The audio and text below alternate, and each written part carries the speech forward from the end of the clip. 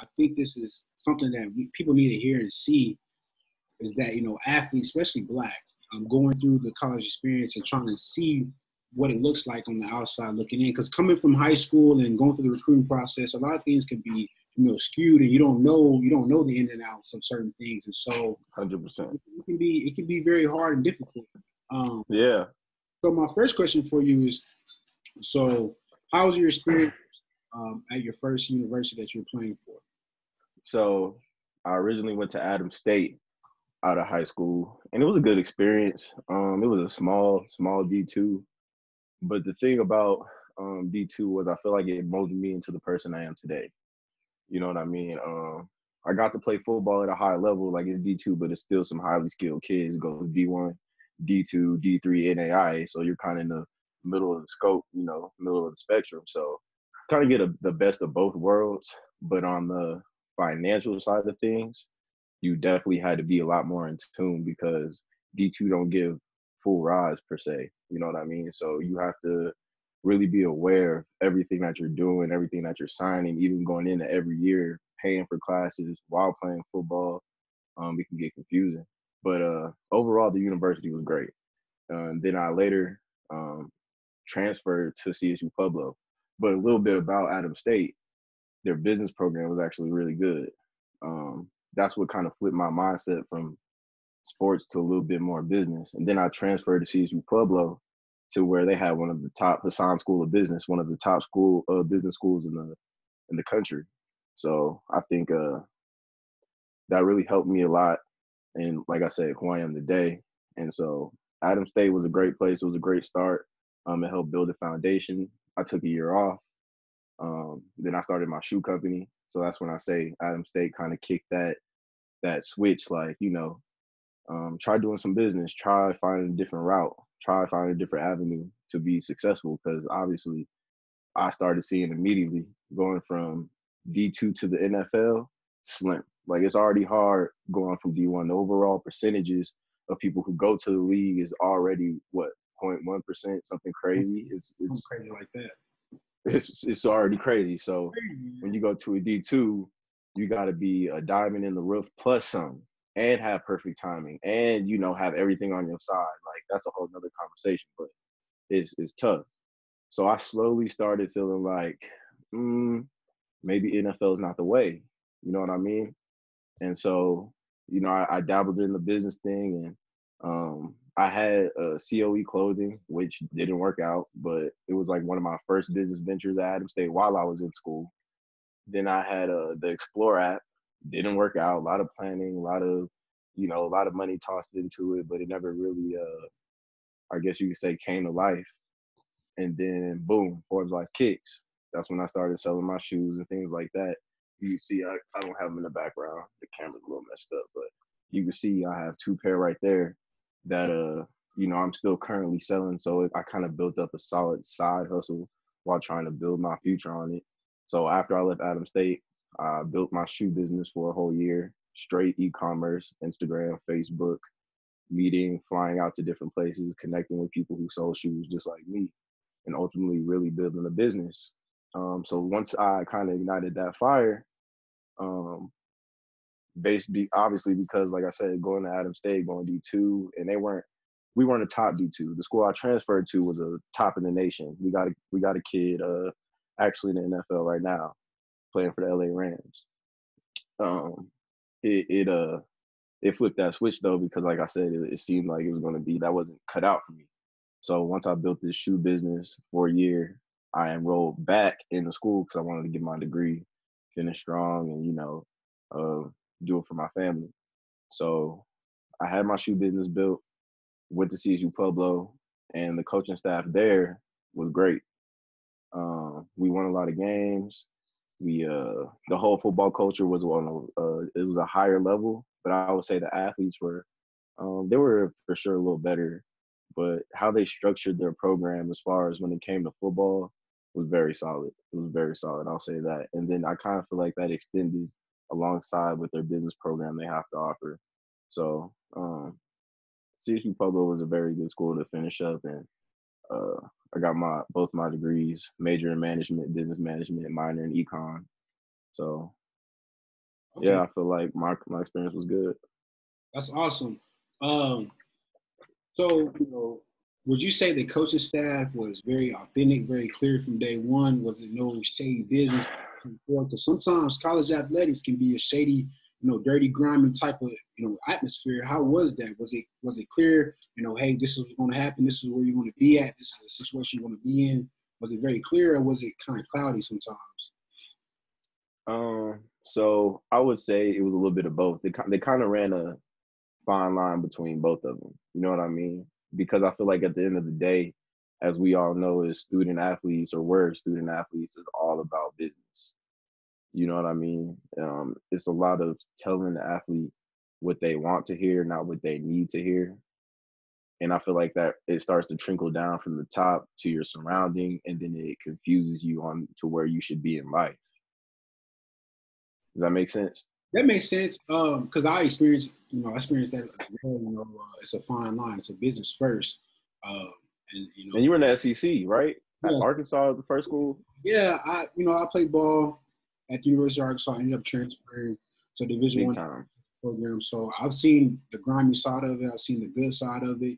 I've seen a lot of positives and a lot of negatives, and that's why I asked you, about that, because sometimes going through high school, going through the recruiting process, it can kind of be blurry to the point where you don't know what's true and what's not true. Especially nowadays, we want the instant gratification. So these Yep. coaches tell these kids these dreams of, oh, you're gonna do this, you're gonna do that, and we're seeing a higher number of kids. Um, we're seeing a higher number of kids transferring in and out of these programs, and it's frustrating because that's time, that's money that the schools spend on recruiting these kids, and to have Yep. it up front where what type of situation you're getting into. I think that can help the student athletes, help the coaches, and save the school money. Hey, we ain't got to invest into this kid because we know he might potentially leave. If going into that business agreement, because that's what it is. You sign that contract. It's a Yeah, it is. It is. agreement. You know what I mean? And so Yep. knowing going into that situation of being on the same page, I think is very, and being transparent, I think is very, very important. I think that gets lost at times. And that's, why I started this channel, this platforms is to let kids inside of what happens into college athletics and what you can Love be, it. For limitation. sure. Oh yeah. From that standpoint, you're 100% correct.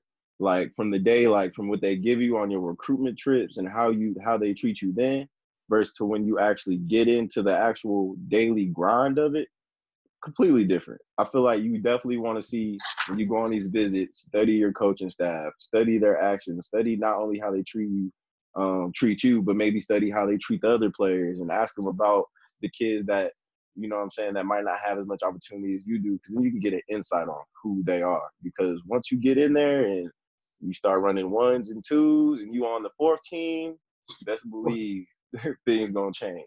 It's gonna change. So throughout your experience, do you regret anything? Is there anything you go back and change, or would you keep it all the same? Um, So I'll say I feel like it's a lot of God's plan, and you have to make the best of any opportunity you have. It might not be the greatest, and I feel like you can always look back and be like, "Oh, well, I should have just went here. I should have went there. I didn't do this because of this coach and that." I feel like it's tough, but just let it happen, because ultimately, shout out to my mentor Antoine Burton. He who's currently my boss at the same time, landed me in a great position. Like I work now for PBR. I do business development, which I started off as an internship at his gym. So before he got backed by the PBR and they came in and gave us this brand new facility and things like that we now operate. Um, he's a black business owner, and I took an internship with him, but that happened at CSU-Pueblo. And by the way, while playing football, which kind of forced me that direction, was I got hurt. I'm a student athlete. I did my bit. I've had 4 surgeries, all about 9+ months recoveries. You know what I mean? So you can almost do the math in the time of just recoveries and the time I played in college. It is crazy. It's almost the same. You know what I mean? But that's how, like, once I had my last Liz Frank surgery, which is a 9 to 12 months injury, and if it ends a lot of careers. And so I could have came back if I really wanted to rehab it. You can continue to play, but I felt like I had to protect my mental. You know what I mean? Not just it coming back, but playing football is, is getting crazy, but to be out there and to come back from these different injuries, it puts this wall up in your life where you feel like, all right, I got to climb out of this hole, and I got to climb out of this hole, and then you got to battle the politics. You're getting hurt. You're on the sideline. You're not getting the reps you want. So then when you come back, you're back at the bottom of the depth chart. That's all protecting your mental. It's not just coming back from the injury. It's all the things you have to do while coming back from the injury. And then when you come back from the injury, be mentally strong enough to try to protect yourself while playing, and then battle those politics. Because you don't just get injured and come back and be a one. They want to see if you're the same. That's the business side. You know what I mean? But so when I suffered that, that's why I feel like I needed more opportunity. He was one of the a little bit about Pueblo. It's a very low income city, based on just because it's underdeveloped. You know what I mean? It's kind of high in crime and things like that. But I honestly think it's a great place. Those are the things that if you asked about Pueblo, Colorado, they would tell you. And that's the great things. And that's one of the things I admired about my mentor was he was actually down here as a black dude and as a minority.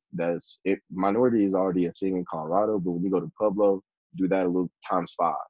You know what I mean? And he took the risk to start a business, and I studied those things. He played for the Broncos for 6 years, and I feel like those are risks. You know what I'm saying? He could have started his business in Denver.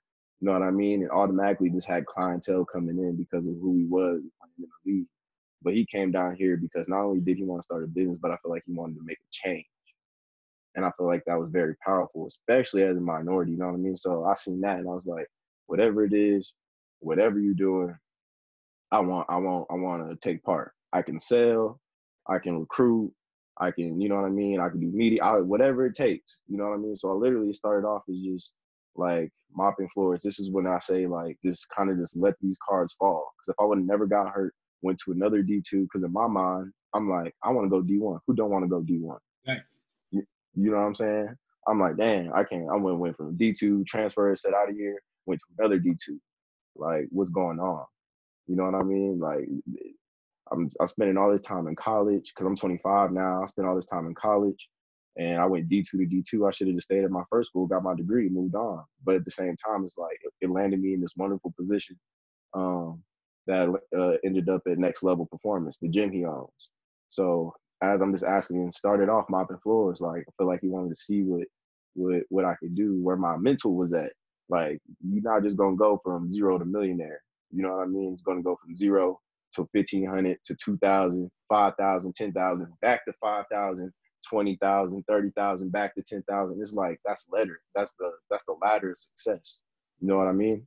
So it was great. Like I started off doing that. Then, we started partnering. I started helping them host camps. PBR came in, signed him and his gym, and he brought me along with it, which landed me in the business development role.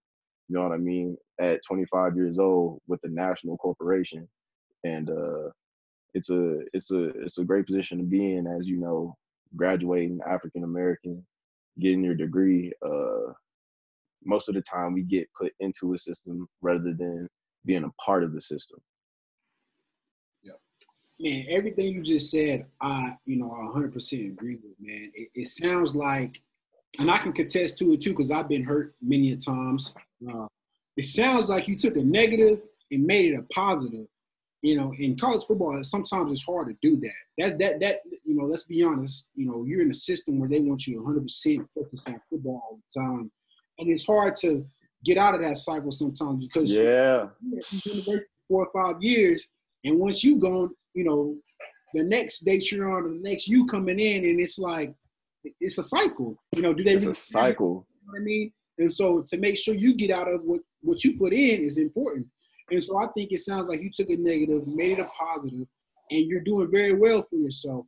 And you made the right decisions, even though at times it was cloudy. And I can contest to that. I've been hurt, down and out, a lot of situations similar to what you were explaining. And it sounds like you knew that you were more than football. Did you feel CSU-Pueblo that they put you in a situation where you could, you had that foundation to think like that, or was it all just football?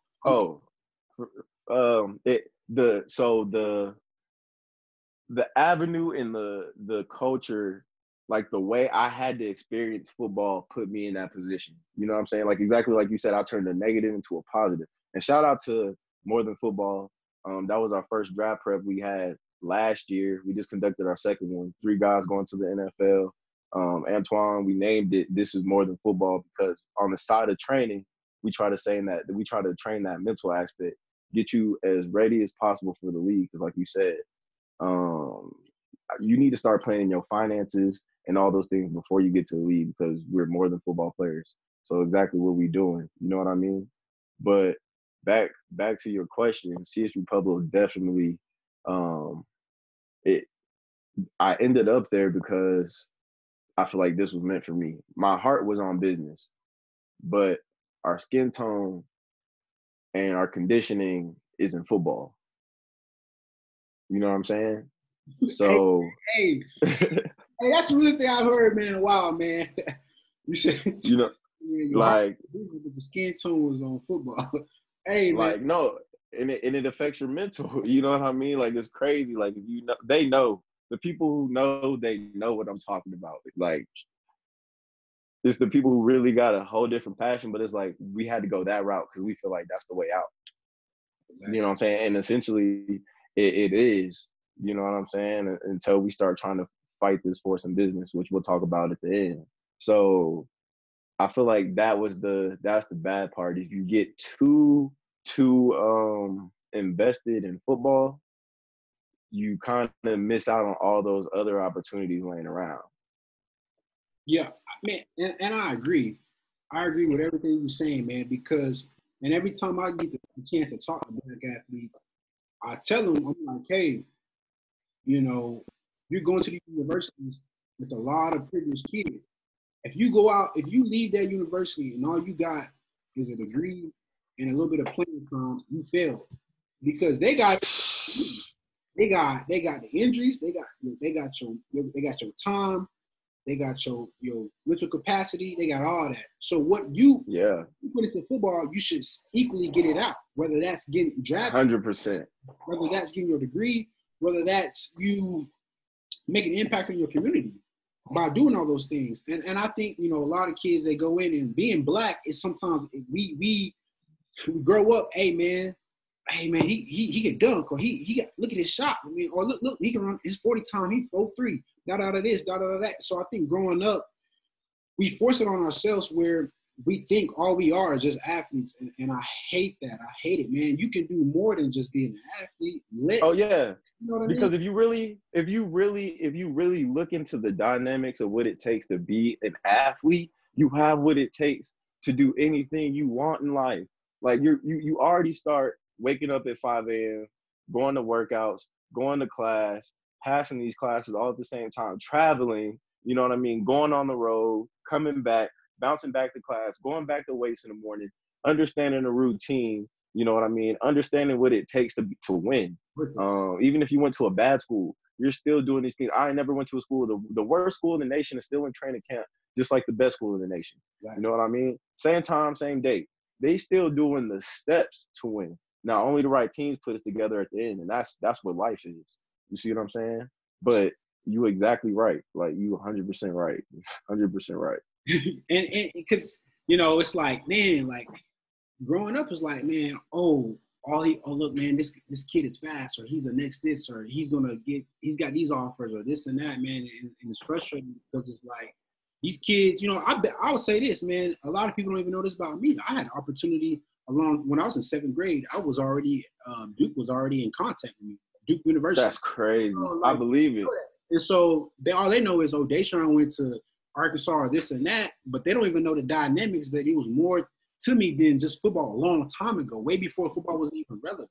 And I think at times being in that cycle and that schedule of, hey, you got to weights at this time, or you got to go to class at this time, it's a routine, and it allows you to get into the real world and really, in my opinion, kick ass, because a lot of people don't have the discipline to do certain things every day. Our strength coach used to tell us, hey, can you be the same person every day and wake up and strive for different things? And I think you can contest to the same thing of what you're doing. I mean, you're on a set schedule Monday through Friday. You're probably working over 50 plus hours, and it's just the grind that's instilled in us. That's the one thing that I can say that I took out of college more than anything, is that just the grind. No, bro, you 100% right. It's like that, and that grind translates. And like I said, every camp, even the bad teams, are going to camp the same day the good teams are. So you're putting that in your mind. You're trying to have a winning mindset, a winning attitude, and ultimately that's what it takes. But like you get too vested in football and you forget. That's what happens. You become numb to those things because then you just start feeling like zombie. You know what I'm saying? You're just doing these things to do it because you have to. Because if you don't, you're gonna get chewed out. You know what I mean? Because if you don't, you're not gonna start because it's gonna affect your playing time. Because that's where your mind is at. You know what I'm saying? You're not even noticing all the things that you're building up. So when you get done, you feel lost. Yeah, man. You preaching to the choir right now, man. Like the one thing I'll say, I constantly do this, and I love every guy. I truly love every guy I played with in practice. I have the ability to, Me too. you know, and I really do. But the one thing I do, I go back and I kind of keep track of them on the low. And I don't know, it's not stalking, but I just see how they're doing in life. And the thing that frustrates me the most is I see a lot of us of colored or minorities that are in these positions or going to these universities. They go, you know, they're on top of the world. They're the big man on campus. And once they're done, it's like they're this machine where just get spit out. And they go back Yep. to normal lives that they just left 4 or 5 years ago. My thing Yep. is, if you go to college and you get these degrees, you should be put in a position where you can enter the workforce or enter the corporate America and be successful and make a difference. And that, you know, let me know if that's something you experience where you like, man, dang, this dude, Johnny or whatever, he was the guy, the big man. He had 200, he had 10 touchdowns that last year or whatever. But now he back, you know, in the hood. Like, dude. Oh yeah. Oh, bro, that's our biggest setback. Like you said, when we go to college, do the lines get blurred? Like they shouldn't even be back there. They should have, you know what I'm saying, found someone, networked, or made that connection. And you know, I'm not even going. It's not even 100% on us because we start being conditioned that it's all about football. You know what I'm saying? Like at the beginning of the year, they might bring in a few guest speakers in camp and all these things. But when season starts, that's dead. That's dead, boy. You know what I'm saying? Like, why couldn't on Sundays or Victory Mondays we weren't going to? You know what I mean? That's not even on the coaches because they have a job to do. You know what I'm saying? Like, you can't even really blame nobody. It's almost like you have to do it yourself. And I feel like that's what your platform is about. Is just at least educating them and letting them know, do it yourself. But on those Mondays when we didn't have practice, we were so beat up and tired. We trying to go to the crib. You trying to chill. It's done. It's a wrap. Like we got pads tomorrow, full pads, because you already got a day off.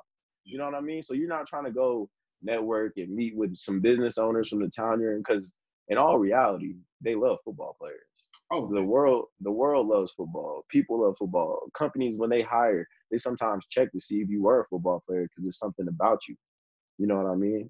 But it does get lost in long-term translation because now, even in that, we're still getting hired to work for someone. We're still not taking the step to own a business because, like, playing college football, coming back from injuries, it takes a certain mindset. It builds a certain level of character. You know what I mean? Which I feel like everyone, to be successful, you got to take risks. Playing football was a risk every day. We were taking risks every single day in hopes of going to the NFL. Man, yeah, and you're right, man. And a lot of people, they don't see it. I got a homeboy that I play. I ain't gonna say his name, but he's from Little Rock. He I want to say he went to Illinois. He went to Illinois. He was playing. They had a DN, I think, that had just got paralyzed. Man, a black dude. He was like 6'4". And it broke my heart when I seen it on Twitter when it happened. And it's just crazy, man. Like, people don't realize, man, when you put them pads on, at any point in time, you can be put in a situation where you could end up paralyzed or have a concussion where you dealing with this for the rest of your life. So it's not just 4 or 5 years and then it's over with. You got the rest of your life to live for, man. And I had a coach one time, I'm not going to say his name because on this platform, we talk about universities and colleges, but we want to keep it anonymous. We don't want it to ever, you know, point fingers at anybody because we know Exactly. It's a business, you know, business is business. Exactly. But I had no hard feelings. No hard feelings. I had a coach one time tell me, you know, hey, Deshaun, you know, my job is simply to graduate kids and win football games, and that's it. So whatever else you're trying to do sounds good, but that don't fit into that formula. So I'm sorry. And it's like, it blows your mind, man. It's like, it does. But it's like it's crazy because he being honest though, and it's like if they don't tell you exactly like that, word for word, they're gonna make you feel it. You know what I'm saying? Start coming to practice late because you out there networking or trying to be around your mentor or something. See what happens. You trying to network? You doing what? Well, we got these drills. Yeah, 100 like one-on-ones. What you talking about? Networking. Yeah, networking. Like you put them on 13. Like it's crazy. Man. That quick. You know what I mean? So no, it's crazy. It's crazy. But my next question for you is, how do we get? You know, my biggest thing when I was leaving high school is I didn't have information, I didn't have knowledge. How do we reach kids, and how do we start, pushing the needle and allowing kids to know what's actually happening in these universities and put them in situations where they can be successful and they know what type of coaches they're being involved with? How do we get to that? Let me know what you think about that. How do we get them to understand what we see? Exactly, before they even get into the system or the situation that they, I feel like ultimately we have to be successful. We have to take everything to the next level. You know what I mean? Like I feel like it's just like anything. Once they gotta see us in these cars and these places and these positions of power for them to think that way is possible. So you know what I mean? So it's more visual, is what you're saying. It's more, it's gonna be more visual. Like I feel like the right, because you won't understand this until you go through it. Exactly. You know what I'm saying? Like it's kind of like, I mean, it's like life. Like you grow up and your parents talking about bills and this, we need to save money, and in your mind you like, well, save money, buy me that right now. I want it right now. You know what I'm saying? You're not thinking about how much they make you. You're not thinking about, you know what I'm saying? I was blessed. Like all the time I got great family, great parents. Most of the times I got the things that I seek. You know what I'm saying? Like my dad was in the military for 24 years. My mom worked full time as well. You know what I'm saying? But it does come a certain time where, you know what I'm saying, they have to say no. We not, you know what I'm saying, in that category. So it's like, you like, why? Like, why? You know what I'm saying? I want it now. You're not understanding their financial situation. You're not understanding there's different tax brackets. You're not understanding all these things. So I feel like it translates exactly back to that situation. Because now that we're older, now we money. We need it. Like we need money. Like we trying to save. We trying to invest. We trying to own land. Like when you go to own land, I couldn't buy that toy back in the day because it was $150. It was like, damn, that's a lot of money. Now we grown and we want to own land like we own that toy, but it's $150,000 4 times. You know, so more than that. Exactly. So now you're just sitting here like, wow, you know what I mean? So I think they go right along. They go right along with each other. It's just they're not gonna understand until they go through it. But I feel like this is a great platform so they can see. Because right now I feel like we're on a great path. You got your engineering degree. You out in Florida. That's crazy. Like you told me in Fort Lauderdale. Like what? You in my like I'm thinking I'm taking all these risks. You know what I'm saying? Which I am. It's like that's big to see you go from Fort Smith because we both from Fort Smith. How many people from like live in Fort Smith? Man, I think it's roughly, I want to say either between 80 to maybe 90,000. I could be off. Last time I checked was like 85,000. Small community that's growing, you know what I'm saying? But for you to be from there and then just up and move and you living in Florida, like that alone says something about what you're trying to get out of life for sure. Yeah, and just for a fun fact, I seen this a long time ago, about 2-3 years. I seen a tweet they were talking about it. They were saying that Arkansas puts out the most D1 per capita in the country. A lot of people don't know that. So there's a lot of Division I athletes that come out of Arkansas. People don't really realize that. They think Arkansas is just some little southern state and this and that. But we put out, good athletes. And, my next question for you is, obviously you got this Black Lives Matter. And we kind of discussed this off air about, what we thought truly and how we think it might fades out over time, which we don't want that to happen. What are some steps that college athletes can do and be aware of moving forward to make sure that we have a voice and we can continue to, move in the right direction? I feel like investing in yourself and investing in people who really want the best for you. Like that's the toughest part. And especially now, college athletes can get paid. So if I were y'all and you were in that position, I'd rip the meter off that, period. You know what I'm saying? Marketing myself to the highest level. Like the thing is, make people pay you for your voice. Because as soon as your voice start getting rented out, you know what I'm saying? I feel like that's where we start to lose. Yep, I do. Man, I just want to say thank you for your time on this Saturday, man. I don't want to take too much of it, man. This is our first episode of Unclouded Recruit, where we go in, we kind of like a consultant service. We provide you information about insights on certain colleges. We had our first guest today, and I think it went really, really smooth and really great. But with that, we want to close it. And appreciate you guys tuning in. This will be posted on YouTube and other platforms to get our voice out there a little bit more.